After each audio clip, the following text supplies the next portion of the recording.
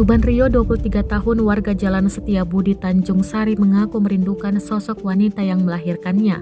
Selama ini ia berusaha mencari tahu di mana sang ibu berada. Segala daya dan upaya pun ia lakukan, termasuk memberikan pengumuman pada sebuah platform media sosial TikTok. Assalamualaikum warahmatullahi wabarakatuh. Saya yang bernama Subandrio, lahir di Medan 17 September 1998. Sebelumnya saya meminta maaf kepada semuanya.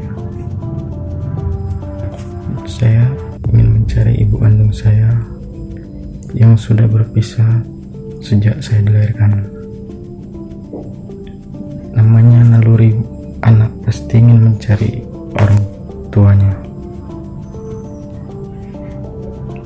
Awalnya saya mengetahui kalau saya bukan anak kandung dari orang tua saya saat ini dari pihak keluarga bapak saya.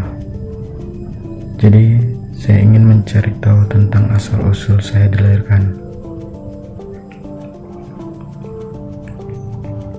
Dan saya bertanya ke orang tua saya. Jawaban dari orang tua saya tidak tahu di mana ibu saya. Subandrio yang kini berusia 23 tahun mengaku sama sekali belum pernah bertemu sang ibu. Menurut penuturan keluarganya saat ini, setelah dilahirkan pada 17 September tahun 1998 lalu, ia langsung diadopsi. Hingga beranjak dewasa ia mulai penasaran sebab merasa ada kasih sayang yang berbeda dari kedua orang tuanya yang selama ini mengasuhnya. Sekitar setahun belakangan ia mulai memberanikan diri menanyakan ibu kandungnya, namun orang tua asuhnya tak mau memberikan jawaban. Ia disarankan agar menemui seorang bidan yang membantu sang ibu melahirkan. Kemudian, ia pun datang ke sebuah klinik tak jauh dari rumahnya. Di sana ia menanyakan bagaimana ia bisa dilahirkan di klinik tersebut dan siapa yang melahirkannya. Setiba di klinik yang dimiliki oleh Rosmalina Barus, ia hanya menjelaskan secara singkat. Bidan tersebut mengaku kalau ibu Subandrio dulunya seorang mahasiswi yang tengah mengandung tiba-tiba datang ke kliniknya. Ketika itu juga, sang bidan mempertanyakan di mana suaminya namun tak dijawab. Atas dasar kemanusiaan dan sumpah seorang tenaga medis, akhirnya wanita sekitar 20-an itu menjalani proses lahirnya di klinik milik Rosmalina Barus tersebut hingga akhirnya lahirlah Subandrio, bayi laki-laki yang kini telah dewasa.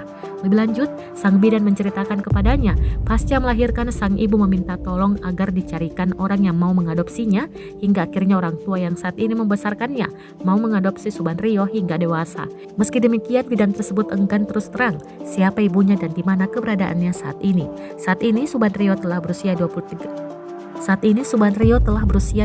tahun. Hingga beranjak dewasa ia sama sekali belum pernah melihat wajah sang ibu.